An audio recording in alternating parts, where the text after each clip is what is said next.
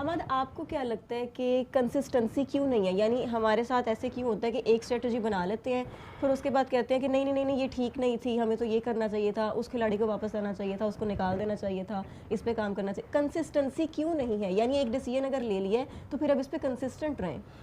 देखिए, जैसे आप साहब ने बात की है ना, सिस्टम का इशू है। एक प्रॉपर चैनल के थ्रू बैटर्स या प्लेयर्स नहीं आ रहे। हम टेस्ट क्रिकेट की परफॉर्मेंस पे T20 के प्लेयर सेलेक्ट करते हैं। एक तो ये हमारा मसला है। अब आगा की अगर बात करें तो सलमान अली आगा टेस्ट क्रिकेट की बेस पे ODI खेले और ODI की परफॉर्मेंस पे वो T20 के कैप्टन बन गए। देखिए, एज अ प्लेयर मैं बिल्कुल अग्री करता हूँ कि he is a very good player, लेकिन आपने ज़्यादती की उनको कैप्टन बना के, और फिर जब उनको कैप्टन बना दिया तो फिर उनको जब उन्होंने एज अ कैप्टन उन्होंने मांगा था कि नंबर 4 पे मैं खेलूँगा, तो उनको वो पोजीशन जारी रखनी चाहिए थी। तो ये मसला है। और जहाँ तक बात है कि कंसिस्टेंसी इसलिए भी नहीं है कि इनसिक्योरिटी है प्लेयर्स में शायद, कि उनको पता है कि अगर एक मैच में परफॉर्म नहीं करेंगे तो अगले मैच में बाहर हो जाएंगे। जैसे हसन नवाज के साथ हुआ, एक क्रूशल मैच था, ख़ास तौर पे जब शिवम दुबे जैसे बॉलर जो कि 125 130 की बॉल करते होंगे, हसन नवाज उनको बहुत अच्छा चार्ज कर सकते थे डाउन द ऑर्डर।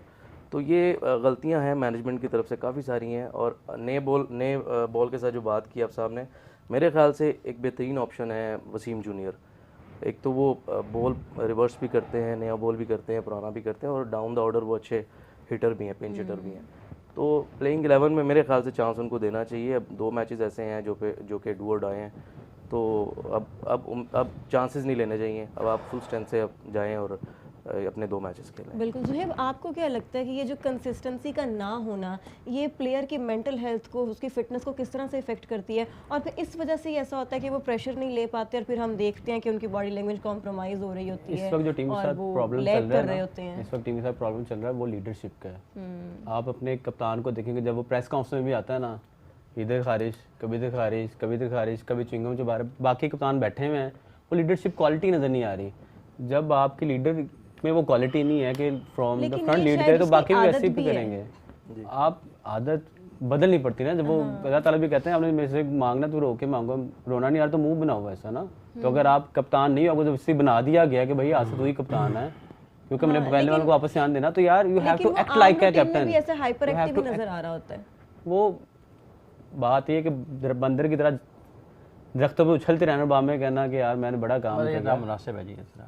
ये नहीं, मैं तेरे नाम नासिब पाकिस्तान के कप्तान के बारे में बात करते हुए, देखिए पाकिस्तान के कप्तान के बारे में क्या कुछ निकाल गया जो बाबर था, आज भी बड़े बड़े। तो जनाब आप यहाँ पे सुना ना, नहीं मैं आपने हमने कहा, हमने हमसे नहीं, मैं आपका नहीं कह रहा, लेकिन बात ये है कि ये पाकिस्तान के कप्तान के बारे में बात करते हुए अल्फाज ठीक होने चाहिए। लेकिन ये है कि हमारे यहाँ पे क्या होता है, हमारे प्लेयर्स अभी क्यों नहीं काम कर रहे, 90% प्लेयर इसलिए नहीं कर रहे बिकॉज उनके ऊपर प्रेशर है बहुत बड़ा बाबर का, क्योंकि उनको पता है हम नहीं जस्टिफाई नहीं ना करते टीम को, जो अपनी जगह को जस्टिफाई नहीं कर पा रहा, तो वो क्या कह रहा है, एक पे परफॉर्मेंस का भी प्रेशर है। इन चीज़ों को छोड़े मुझे ये बताएं कि जब कोई भी टीम, पाकिस्तान या कोई भी, जब मैच हारती है तो फिर उसके बाद ऑब्वियसली एक प्रेशर तो होता है ना, एंजाइटी होती है, नींद का आना, ये सारी चीज़ें भी तो इफेक्ट करती है ना। तो इसके लिए आपको नहीं ऐसा नहीं होना चाहिए कि प्रॉपर ही तरह से टीम को बताया जाना चाहिए, उनको प्रॉपर थेरेपिस्ट के थ्रू और या बाकी इस किस्म की डाइट के थ्रू उनको ये सारी चीज़ें बताई जानी चाहिए?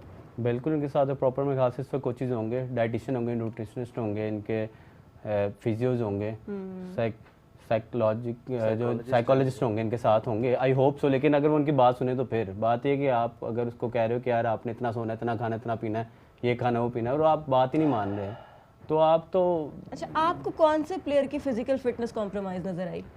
मुझे इस टीम में मुझे इनकी फिजिकल से ज़्यादा मेंटल जो है ना, वो कैपेसिटी जो कंप्रोमाइज़ नज़र आई। मुझे लगता है कि यार बहुत ज़्यादा थके हुए हैं, इनको आपस में जेल नहीं है, ये चीज़ ज़्यादा नज़र आई। बाकी फ़िटनेस अगर इंडिया के साथ कंपैरिजन करें तो हमारा ज़मीन आसमान का फ़र्क है, बिकॉज वहाँ पे अंडर 19 से फिटनेस पे काम होता है, हमारे यहाँ पे नहीं होता काम।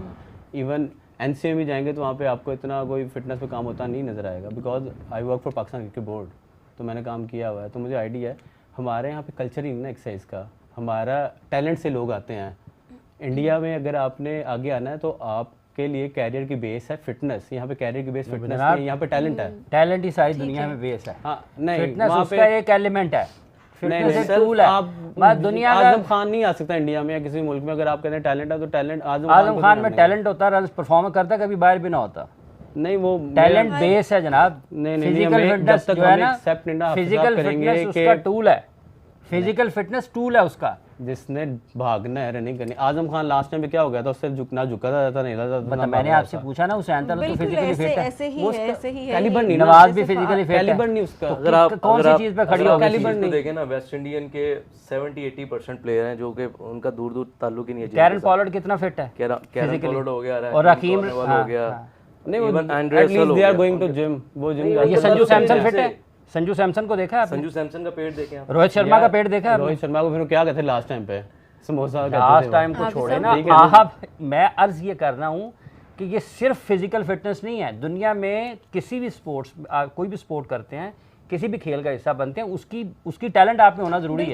एज अ फिटनेस ट्रेनर और एक्सरसाइज साइंस के मैं तो यही कहता हूँ कि भाई नंबर 1 पे फिजिकल फिटनेस के बाद मतलब मैं फिजिकली फिट हूँ, बहुत ज्यादा सुपर फिट हूँ, लेकिन मैं क्रिकेटर नहीं हूँ। क्रिकेट टीम में मुझे रखेगा कोई? ऑब्वियसली अगर आपका टैलेंट प्लस फिजिकल फिटनेस। भाईजान पहले क्या है, आजम खान टैलेंटेड है लेकिन फिजिकल फिट नहीं है, सिंपल। बिल्कुल। चलें हम गुफ्तगू को आगे बढ़ाते हैं। हाफिज साहब मुझे ये बताएं कि श्रीलंका और ये जितने भी पाकिस्तान में जो साइकोलॉजिस्ट है वो कहेगा ये सबसे पहले मेंटल टफनेस होनी चाहिए। मेंटल टफनेस आएगी, एक्सरसाइज जो साइकेट्रिस्ट है, जो कोच है, जो फिजिकल ट्रेनर है, वो कहेगा जी मेरी चीज़ सबसे पहले है। सबसे पहली चीज़, बुनियादी चीज़ कि आप में क्रिकेट खेलने की सलाहियत होनी चाहिए और ये गिफ्टेड होती है। फिजिकल फिटनेस की अहमियत से कोई इनकार नहीं कर रहा, ठीक है, लेकिन ये कह देना कि सिर्फ फिजिकल फिट होना ज़रूरी है, उसकी बुनियाद पर आप टीम में आपको रखा जा सकता है, ये नहीं हो सकता। इमाद वसीम एट टाइम उतने फिजिकली फिट नहीं थे, लेकिन उनको टैलेंट की बेस के ऊपर कॉम्प्रोमाइज़ किया जाता था। हाशिम आमला का नाम आपने सुना है? क्या वो फिजिकली फिट था?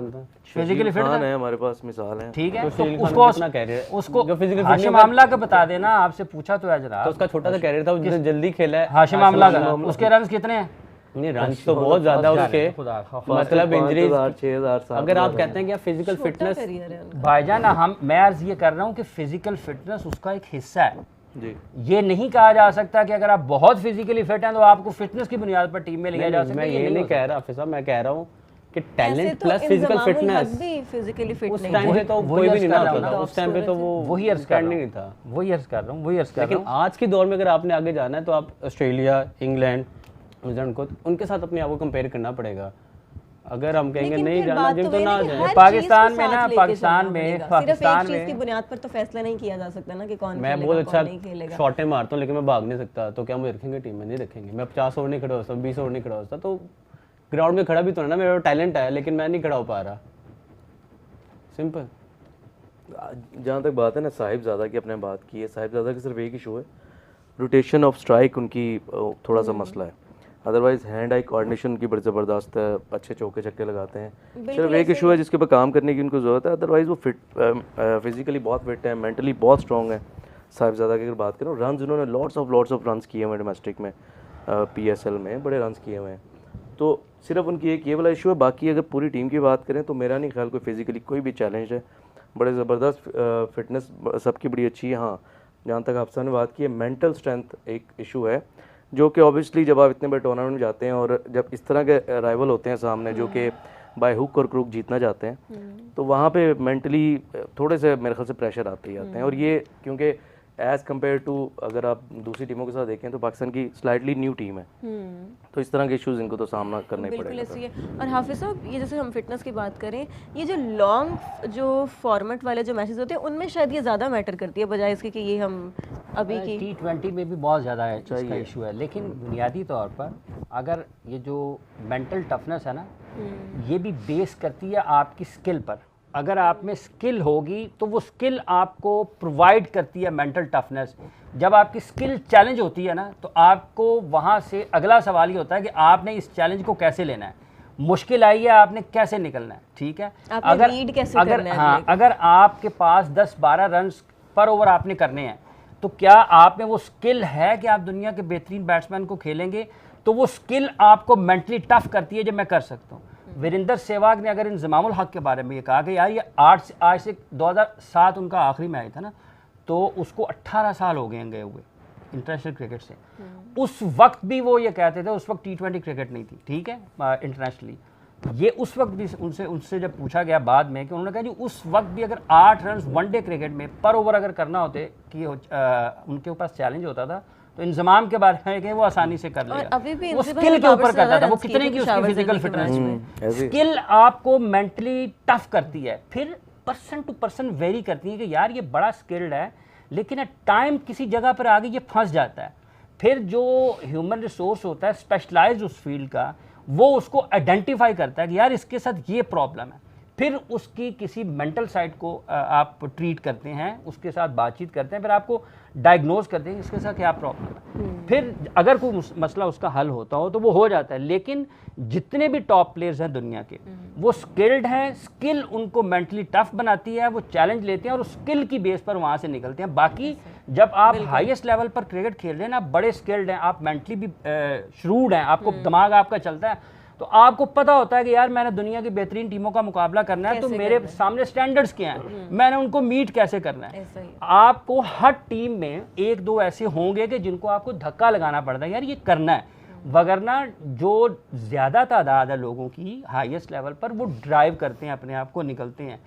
तो इसलिए ये सारे टूल्स हैं उसके कि आपने मेंटल साइड देखनी है, आपने फिजिकल फिटनेस तो बुनियादी चीज़ है उसकी, कि आपने अपनी साइकोलॉजिकल साइड देखनी है, स्किल के ऊपर काम होना है सबसे पहले। मतलब नवाज़ के सामने बॉलिंग हो रही थी तो क्या वो क्यों नहीं छक्का लगा उससे? साहिबजादा के सामने जसप्रीत बुमराह था, क्यों लग गया? उस पर स्किल थी ना, उसको बॉल आया, उसने इधर मारा, ठीक है। फिजिकल फिटनेस क्या है, वो पीछे गया है, पिछली टांग उसकी स्ट्रॉन्ग है, खड़ा हुआ है, बॉडी को ऊपर लिया, उसने बाहर फेंक दिया। तो ये टूल्स हैं उसके सारे के सारे साथ मिलते रहते हैं। तो ठीक है, क्रिकेट पाकिस्तान अच्छी क्रिकेट खेले, यही लोग अगर अच्छा खेल रहे होंगे उनके बारे में अच्छी भैया मेंटली टफ हो जाएगा। कोहली का मैं सुन रहा था, क्योंकि जो श्रीलंका है अच्छा खेले, श्रीलंका अच्छी टीम है, श्रीलंका 2 दफा जीता है। श्रीलंका के इस वक्त भी इंडिविजुअली प्लेयर्स बहुत अच्छे हैं। मुझे लगता है कि शायद कहीं ना कहीं जो उनकी फास्ट बॉलिंग है, या जो 5वां बॉलर है, हम 5-0 उसको पाकिस्तान कहीं, और ट्रेडिशनली पाकिस्तान श्रीलंका के खिलाफ अच्छी क्रिकेट खेलता है, ट्रेडिशनली अच्छी क्रिकेट खेलता है। तो फैक्टर्स हैं, पाकिस्तान गिरा हुआ है, पहले ओवर में विकेट नहीं मिल रहा, उसका जो उसका सेकंड बॉलर है सेकंड ओवर के लिए, वो पेयर नहीं है उसका, मल्टीपल रीजंस हैं उसकी, एक के बाद इश्यूज इतने ज़्यादा हैं कि उसको रोज़ाना की बुनियाद पर फिर आपकी जो टैक्टिकल मूव करते हैं आप, वो इतनी गलत होती हैं, अकॉर्डिंग टू सिचुएशन वो उसको मीट नहीं करनी होती। तो बड़ी चीज़ें हैं, लेकिन ठीक है, अच्छा खेल जाए पाकिस्तान, से ज़्यादा अच्छा खेल जाए, फ़खर अच्छा खेल जाए, अगर हसन नवाज़ को डालते हैं वो अच्छा खेल जाए, विकेटें ले पाकिस्तान। मेरे ख्याल से अबू धाबी सूट करती है पाकिस्तान को। एक तो फिर किस प्लान थोड़ा के ट्रू साथ है ना, उतरना थोड़ा चाहिए बैटिंग आपको आज? के लिए बैटिंग, आसान है। yes. आपको क्या लगता है किस प्लान के साथ उतरना चाहिए? मेरे ख्याल से पाकिस्तान 3 फास्ट बॉलर के साथ जाना चाहिए पाकिस्तान को। इब्रार के साथ या मुकीम के साथ जाएं, किसी एक स्पिनर के साथ जाएं, हसन अली को स्पेशली या सलमान मिर्जा? नहीं, वसीम जूनियर ज़्यादा बेहतर है, वसीम जूनियर सब में बेहतरीन है। एक तो लेफ्ट आर्म ऑलरेडी आपके पास है शाहीन की सूरत में, और आपको एक नए बॉल से करने के लिए चाहिए भी है वसीम, और डाउन द ऑर्डर भी वो पिंच हिटर भी है।